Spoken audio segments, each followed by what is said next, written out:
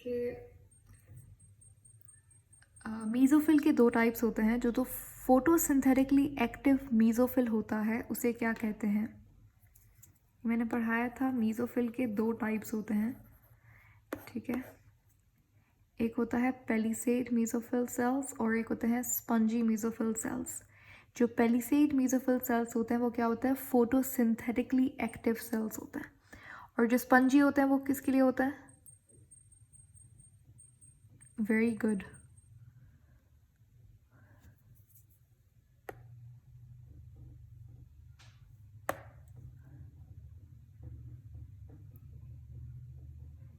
ठीक है, good.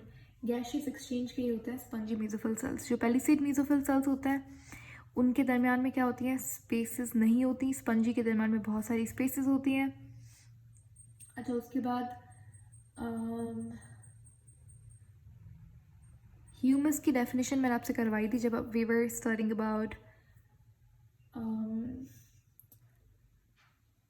Recycling of minerals.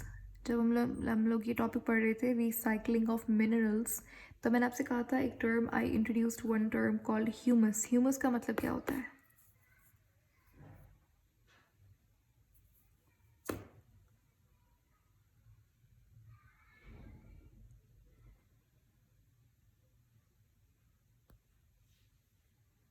What does humans means? Humus, देखो जब जैसे ही प्लांट या फिर एनिमल की डेथ होती है तो वो सॉइल के अंदर डिकम्पोज हो जाता है। तो जैसे ही वो पार्शली डिकम्पोज होता है तो उस ऑर्गेनिक मैटर को हम लोग बोलते हैं ह्यूमस। ये ह्यूमस विथ टाइम और ज़्यादा डिकम्पोज होता है, कम्प्लीटली डिकम्पोज हो जाता है। उस फिर इसके अंदर प्योरली मिनरल्स प्रेजेंट होता है, ठीक है। प्योर मिनरल्स प्रेजेंट होते हैं और ये मिनरल्स दोबारा से वही सॉइल के अंदर मिक्स हो जाते हैं और इस सॉइल से नया प्लांट निकलता है जो कि एज अ प्रोड्यूसर काम करता है फूड चेन के अंदर। ये प्लांट को फिर कोई और कंज्यूम करेगा, कंज्यूमर, प्राइमरी कंज्यूमर, ठीक है। तो इस तरीके से ये सारे मिनरल्स जो हैं ये रिसाइकल होते हैं। समझ आ गया ह्यूमस क्या होता है? Humus is partially decomposed dead organic matter. Partially यानी कि फुली डिकम्पोज नहीं हुआ हुआ होता, डेड होता है ऑफ कोर्स, और ऑर्गेनिक मैटर होता है क्योंकि लिविंग थिंग्स आ रहा है, ठीक है। अब जब डेड बॉडी कन्वर्ट होती है ह्यूमस के अंदर, इस प्रोसेस को क्या बोलेंगे?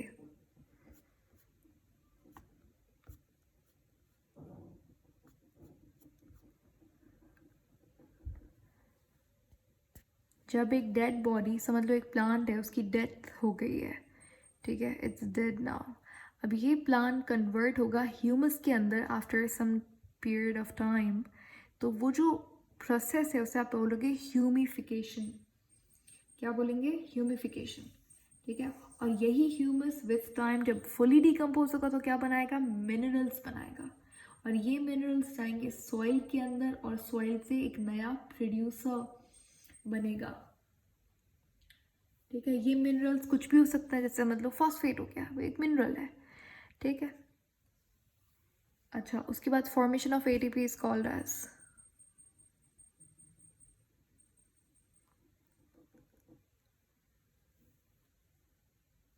एटीपी की फॉर्मेशन को क्या बोलेंगे?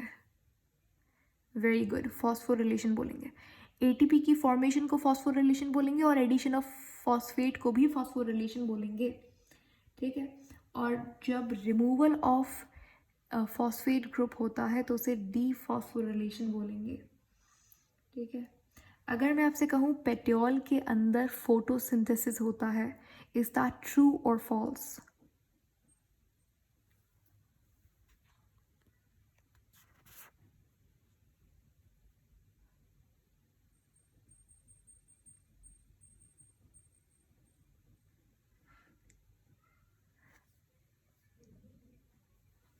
पेट्योल यानी कि जो लीफ की स्टाक होती है उसके अंदर फोटोसिंथेसिस होता है, ट्रू और फॉल्स?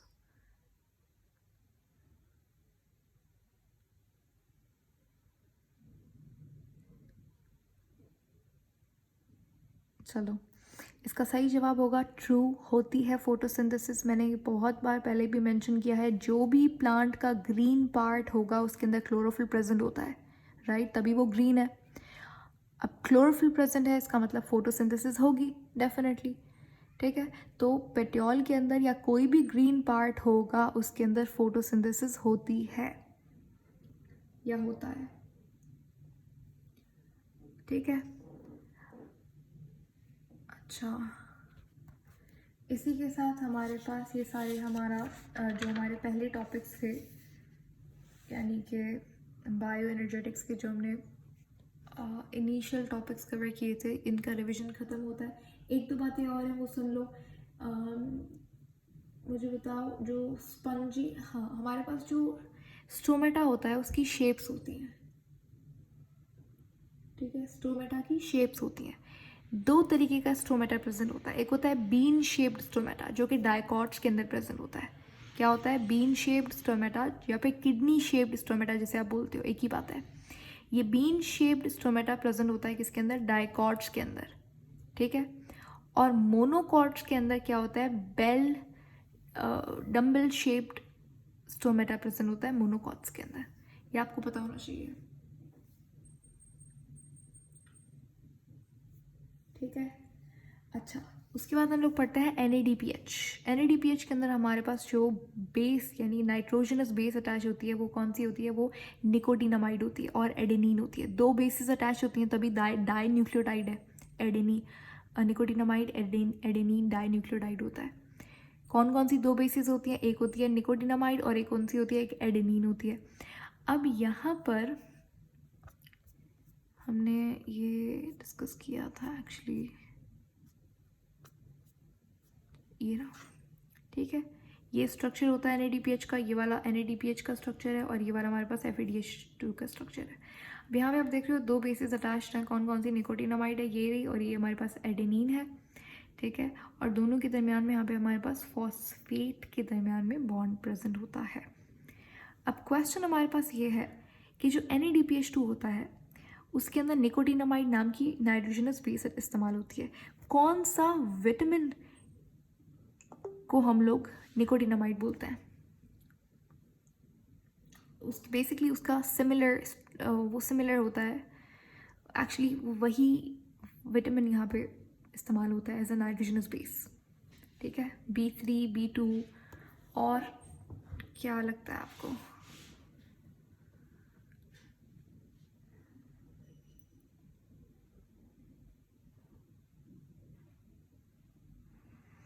तो यहाँ पे हमारे पास सही जवाब कौन सा है? B3।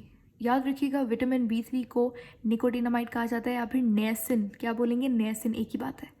क्लियर हो गया? B3 होगा, ठीक है। उसके बाद आता है FADH2। FADH2 के अंदर भी दो बेसिस इस्तेमाल होती हैं, एक होती है एडेनिन, एक होती है फ्लेविन। दोनों के फॉस्फेट में क्या कौन सा बॉन्ड होता है? यहाँ पे हमारे पास फॉस्फोएस्टर बॉन्ड होता है, ठीक है, फॉस्फोएस्टर बॉन्ड। अभी जो फ्लेविन है, ये फ्लेविन कौन सा विटामिन फ्लेविन कहलाता है? कौन सा vitamin as a flavin nitrogenous base इस्तेमाल होता है? विटामिन का नाम बताओ। राइबोफ्लेविन, ठीक है, कौन, क्या नाम होता है इसका?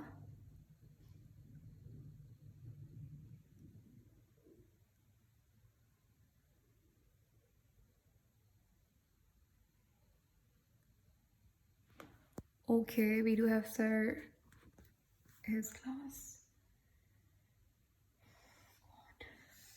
चलो अभी देखते हैं, ओवर करते हैं क्लास। चलो B5 B2, इसका सही जवाब क्या होगा? इसका सही जवाब होगा विटामिन B2, ठीक है। B5 आपने लिखा है और ऊपर, हाँ ठीक है, तो समझ आ गया। B3 जो है वो नियासिन है, B2 हमारे पास क्या है? फ्लेविन होता है। B5 आपने लिखा है, B5 जो है हमारे पास वो पेंटोथेनिक एसिड होता है, ठीक है, पेंटोथेनिक एसिड। ओके, तो ये हमारे पास थे सारे मेन पॉइंट्स। उसके बाद हमने पढ़े थे टाइप ऑफ फॉस्फोरिलेशन, ठीक है। ये रहा टाइप्स हमारे पास। फॉस्फोरिलेशन का मतलब क्या होता है?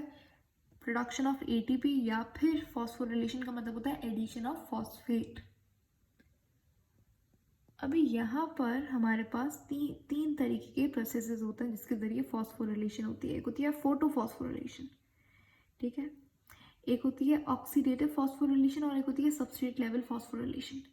फोटोफॉस्फोरिलेशन का मतलब क्या होता है कि लाइट की मदद से एटीपी की प्रोडक्शन होना, और ये प्रोसेस हमारे पास फोटोसिंथेसिस के लाइट रिएक्शन में होता है, और ये कहाँ पे होता है, थैलेकॉइड के ल्यूमन में होता है।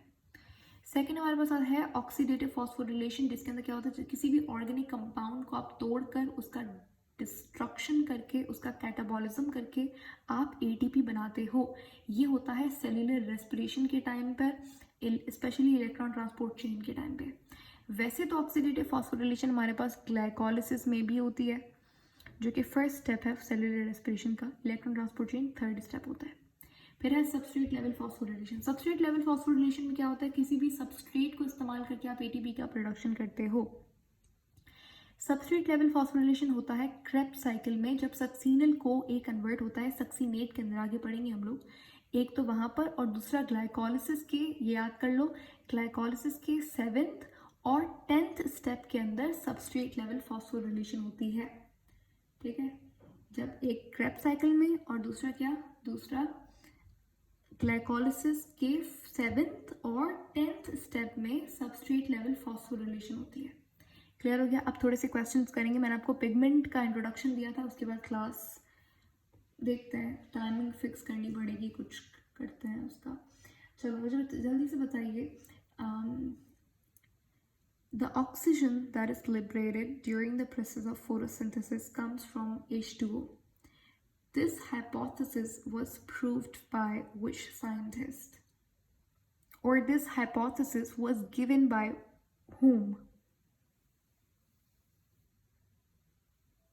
किसने कहा था कि जो ऑक्सीजन लिबरेट होती है फोटोसिंथेसिस के टाइम पर, ये ऑक्सीजन जो आप देख रहे हो, ये ऑक्सीजन, ये वाली ऑक्सीजन, ये ऑक्सीजन कहाँ से आती है, ये ऑक्सीजन आती है H2O से, और ये हाइपोथेसिस दिया था वैन नील ने। इस हाइपोथेसिस को आप बोलते हो Van Niel hypothesis. Now question number 2, good. Question number 2 आपका ये है कि Van Niel worked on what organism in order to prove that the oxygen is liberated as a byproduct of H2O. Van Niel ने कौन से organism के ऊपर काम किया था?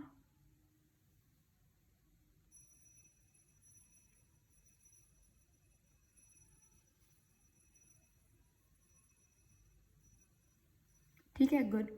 तो हमारे पास यहाँ पे वैन नील ने इस्तेमाल किया था ग्रीन सल्फर बैक्टीरिया को। क्यों? क्योंकि उसके अंदर H2O नहीं होता, उसके वो एक एन ऑक्सीजनिक बैक्टीरिया है, तभी उसके अंदर H2O नहीं होता। H2O की जगह पे कोई सल्फर कंपाउंड इस्तेमाल होता है, जैसे कि हाइड्रोजन सल्फाइड हो गया। अब क्योंकि H2O प्रेजेंट नहीं होता, इसकी वजह से ये ऑक्सीजन भी लिबरेट नहीं होती, इसीलिए वो एक एन ऑक्सीजनिक ऑर्गेनिज्म है। तो वैन नील ने इस्तेमाल किया था ग्रीन सल्फर बैक्टीरिया को। उसके बाद मैंने आपसे एक पॉइंट मेंशन किया था, मैंने वैसे आपको अभी तक एब्जॉर्प्शन और एक्शन स्पेक्ट्रम नहीं पढ़ाया है, लेकिन फिर भी मैंने आपसे कहा था कि action spectrum was discovered by whom? Action spectrum मैंने अभी तक नहीं पढ़ाया है, अगर पढ़ाया भी तो मैं रिपीट करूँगी, कल पढ़ाऊँगी सही से स्पेक्ट्रम्स वगैरह। जल्दी से बताओ मुझे कि action spectrum was given by,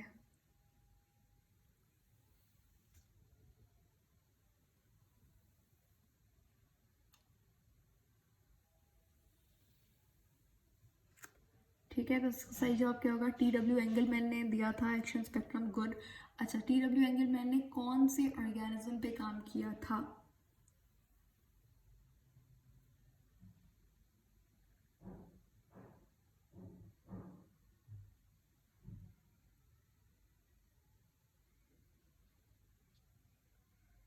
तो यहाँ पे सही जवाब क्या होगा? मैंने उस दिन भी बताया था, आप लोगों ने तब भी बोला था क्लैडोफोरा, लेकिन क्लैडोफोरा नहीं होगा, क्लैडोफोरा एल्गा होता है। उसने काम किया था स्पायरोगैरा पे, जो कि एक मल्टी सेल्यूलर, वो भी एक मल्टी सेल्यूलर एल्गा ही होता है।